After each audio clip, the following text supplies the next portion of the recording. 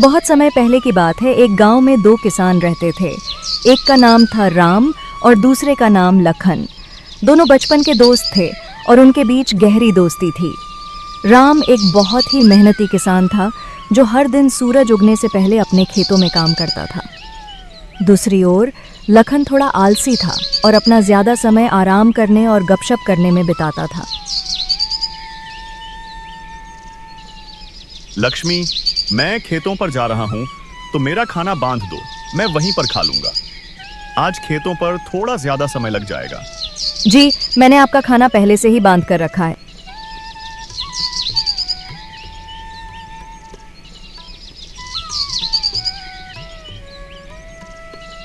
ये लीजिए आपका खाना, समय निकाल कर खा लीजिएगा। अच्छा ठीक है, मैं जाता हूँ। तुम बच्चों को स्कूल छोड़ आना। आप बच्चों की चिंता बिल्कुल भी मत कीजिए, मैं उन्हें स्कूल छोड़ दूंगी। आप बस अच्छे से अपना काम निपटाकर घर जल्दी आ जाना।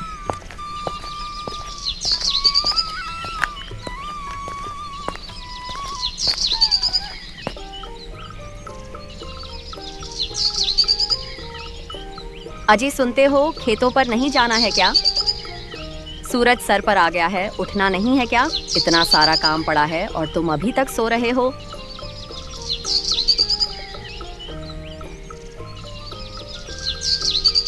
अरे क्या हो गया भाग्यवान, तुम सुबह सुबह इतना क्यों चिल्ला रही हो? चिल्लाऊं ना तो और क्या करूं? सूरज सर पर चढ़ गया है और तुम बिस्तार पर से उठने का नाम नहीं ले रहे हो। खेतों पर नहीं जाना है क्या? अरे भाग्यवान, चला जाऊंगा। इतनी भी क्या जल्दी है? खेत कहाँ भागे जा रहे हैं? जी आप अपना काम समय पर कर लीजिए। इतना आलस मत कीजिए वरना एक दिन बहुत पछताएंगे।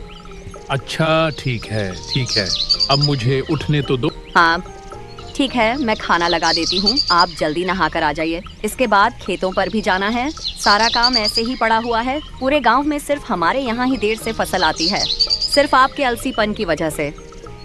तो अब बस भी करो, सुबह से सुना जा रही हो चला जाऊंगा। जा रहा हूँ नहाने।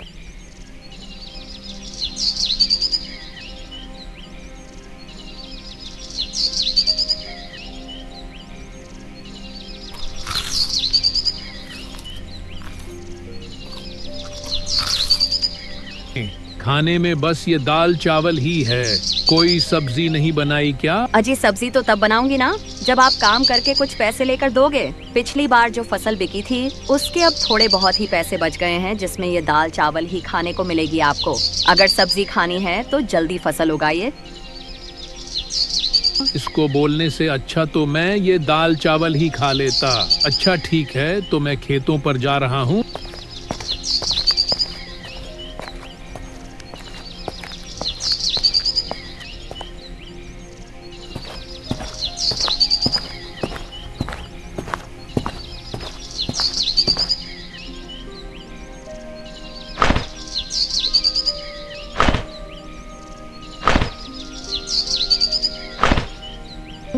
अरे राम भाई, सारा खेत आज ही जोत डालोगे क्या? कुछ कल के लिए भी छोड़ दो। हाँ लखन भाई, बस थोड़ा सा ही खेत बचा है, उसे भी आज ही जोत दूंगा ताकि कल से मैं अपने खेत में बीज बोल सकूं।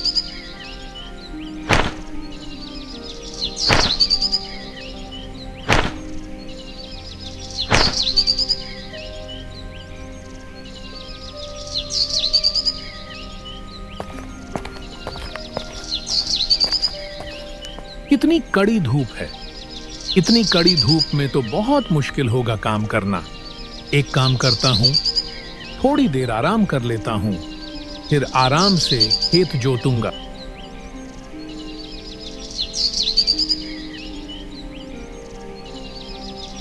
चलो अब थोड़ी सी जोताई कर लेते हैं।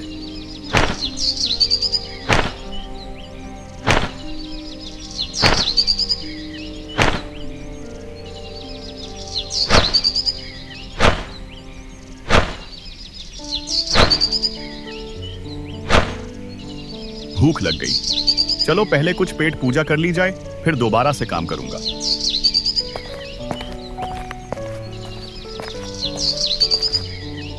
राम खाने का डब्बा लेकर बैठा ही था, तभी वहां एक साधु बाबा आ गए। अरे बेटा, बहुत भूख लगी है, कुछ खाने को मिलेगा क्या? साधु महाराज, आज मेरे पास ज्यादा कुछ खाने को नहीं है। यह मेरी पत्नी ने रोटी सब्जी और धनिया की चटनी बनाई है, खा लीजिए। यह राम के पास कौन आया है? कोई साधु महाराज मालूम होते हैं। चलो चलकर देखा जाए। प्रणाम साधु महाराज। खुश रहो बेटा, तुम्हारा कल्याण हो। महाराज, मैंने आपके लिए आसन लगा दिया है, आप यहाँ बैठकर खा लीजिए। पर बेटा, तुम्हारा खाना मैं खा लूंगा तो तुम क्या खाओगे? आप मेरी चिंता मत कीजिए बाबा, मैं थोड़ी देर में घर जाकर खा लूंगा। आप ये खाना खा लीजिए।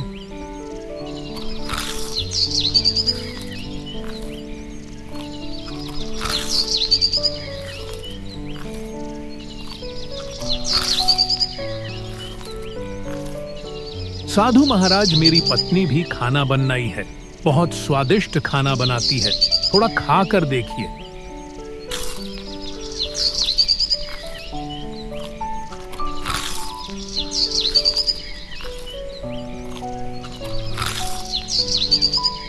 मेरी भूख शांत करने के लिए तुम्हारा बहुत बहुत धन्यवाद। धन्यवाद की कोई जरूरत नहीं है बाबा, ये तो हमारा परम सौभाग्य है कि आपने हमें अपनी सेवा करने का मौका दिया। बाबा, आप तो बस हमें आशीर्वाद दीजिए कि इस बार हमारी फसल बहुत अच्छी हो और हमारे परिवार को सुख शांति मिले। तुम दोनों को मेरा आशीर्वाद। मेहनती किसान हमेशा सफल होता है, लेकिन आज मैं तुम्हें कुछ विशेष देना चाहता हूँ। साधु महाराज अपनी झोली में से कुछ छोटे छोटे बीज निकलते हैं और उन्हें राम और लखन को देते हैं। साधु महाराज, यह किस चीज के हैं? क्या यह कोई विशेष फसल के हैं? यह कोई साधारण बीज नहीं है, यह जादुई बीज है। इन्हें अपने खेतों में बो दो तो हाँ, तुम्हें वही देंगे जो तुम बहुत ज्यादा चाहते हो।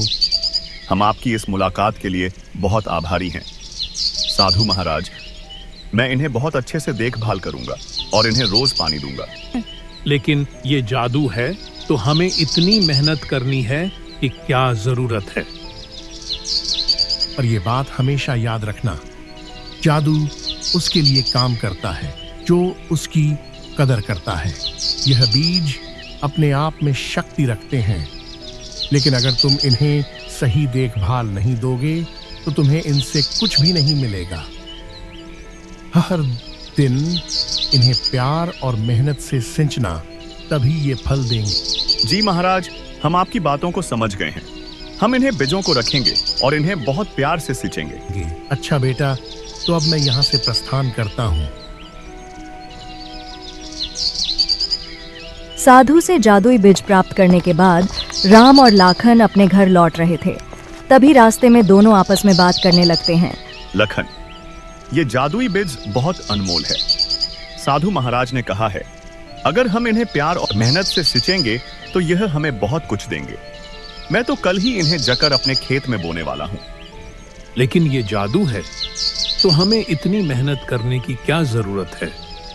मुझे नहीं लगता कि रोज पानी देने से कोई खास असर होने वाला है।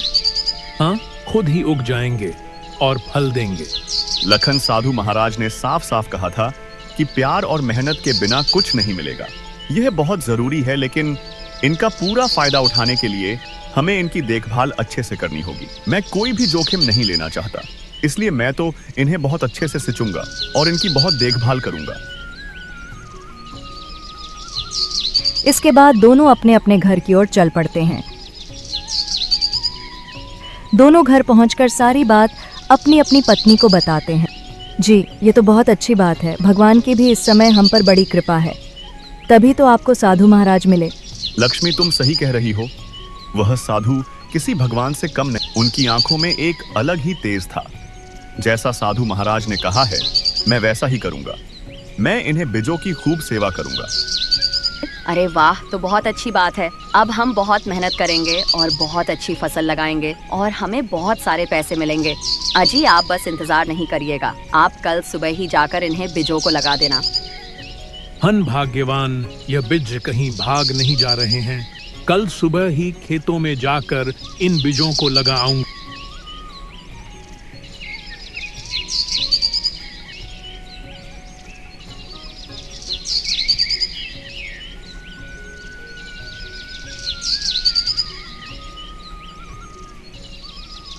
मैं आज खेत में ज्यादा समय बिताऊंगा। साधु बाबा ने मुझे जो भेज दिया है वह आज खेत में बोने हैं।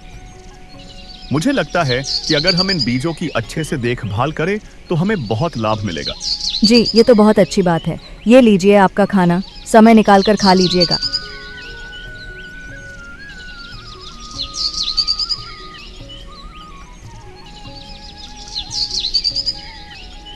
क्या आप अभी तक सो रहे हैं? आज खेतों में बीज रोपाई करनी है और आप अभी तक सो रहे हैं। जल्दी उठिए। आपने बताया था ना कि साधु महाराज ने आपको जदुई बीज दिया है। जल्दी उठिए, चलिए।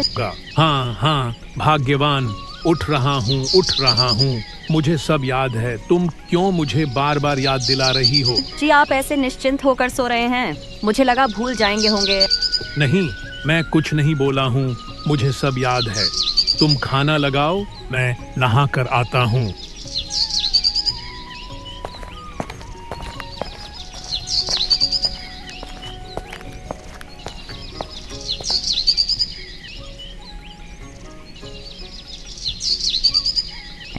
दोनों अपने अपने खेतों में बीज बो देते हैं।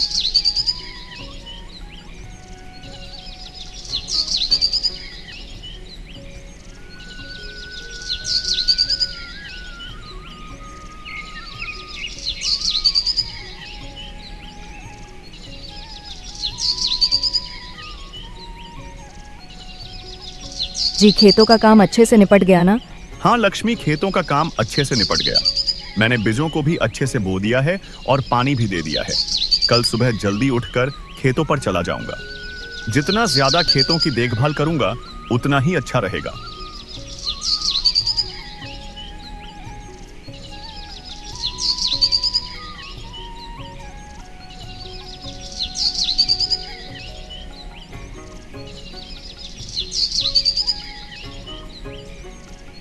आपने आज खेत में बीज बो दिए ना? हाँ भाग्यवान, मैंने आज सारे बीज बो दिए। साधु बाबा ने जो जादुई बीज दिया था उसे अच्छे से बो दिया ना?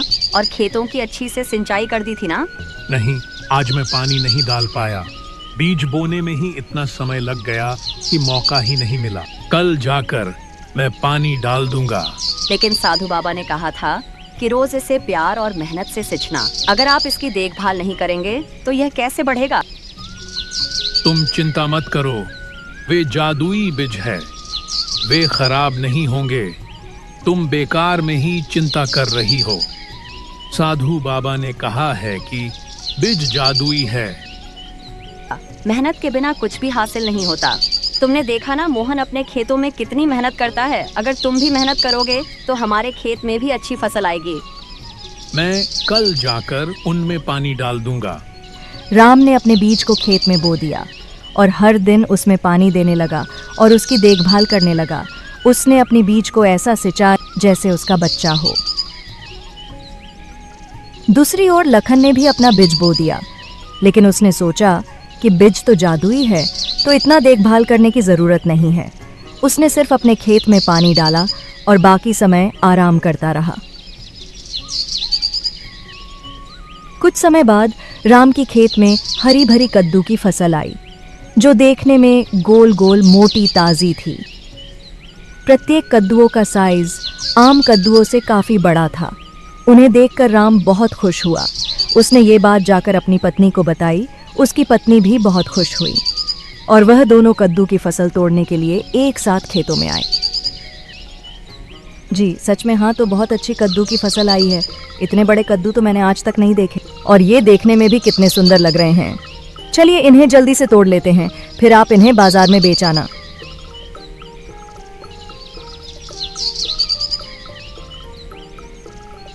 दोनों कद्दू की फसल तोड़ने लगते हैं और देखते ही देखते उनकी टोकरी कद्दुओं से भर जाती है।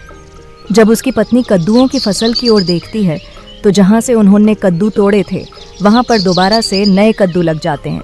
राम जी देखिए ये क्या हुआ। अभी हमने इन फसलों से इतने सारे कद्दू तोड़े थे, ये देखिए इनमें फिर से कद्दू आ गए।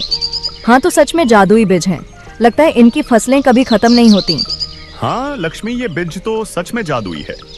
अभी तो हमने इतने सारे कद्दू तोड़े थे और फिर से उतने ही कद्दू आ गए। हाँ जी, हमारा तो भाग्य ही चमक गया। अब तो इन कद्दू को बेचकर हम बहुत सारे पैसे कमाएंगे।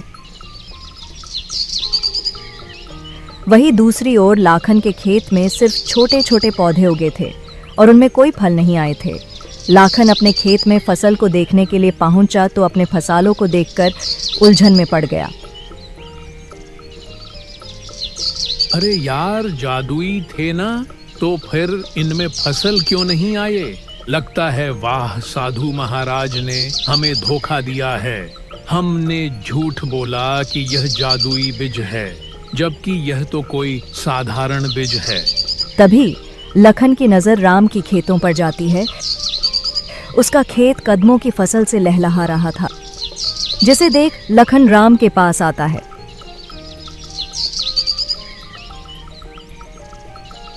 तुम्हारी फसल इतनी सुंदर कैसे हुई? लगता है वह साधु महाराज ने मुझे नकली बीज दिए थे और तुम्हें जादुई। दोस्त, साधु महाराज ने हमें जादुई बीज तो दिया था, लेकिन उन्होंने कहा था कि उनको प्यार और मेहनत से सिंचना होगा।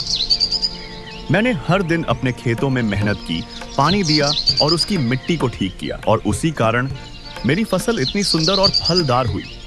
और तुम्हें तो मैंने कभी खेतों में अच्छे से काम करते हुए देखा ही नहीं, तो शायद इसी वजह से तुम्हारी फसल इतनी अच्छी नहीं आई। लखन को अपनी गलती का एहसास हुआ।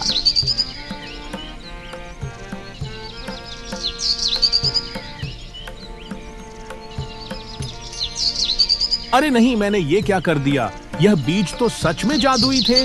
मैंने इन पर सही से ध्यान नहीं दिया, इसलिए इन्होंने मुझे फल भी नहीं दिया। यह सब मेरे ही गलती है। अगर मैंने भी इन्हें बीजों का अच्छे से पालन पोषण किया होता तो आज मेरे भी खेतों में राम की तरह कद्दू की फसलें लहर रही होती। राम ने कद्दुओं को बेचकर खूब लाभ कमाया। वहीं दूसरी ओर लखन को पछतावे के अलावा कुछ भी नहीं मिला।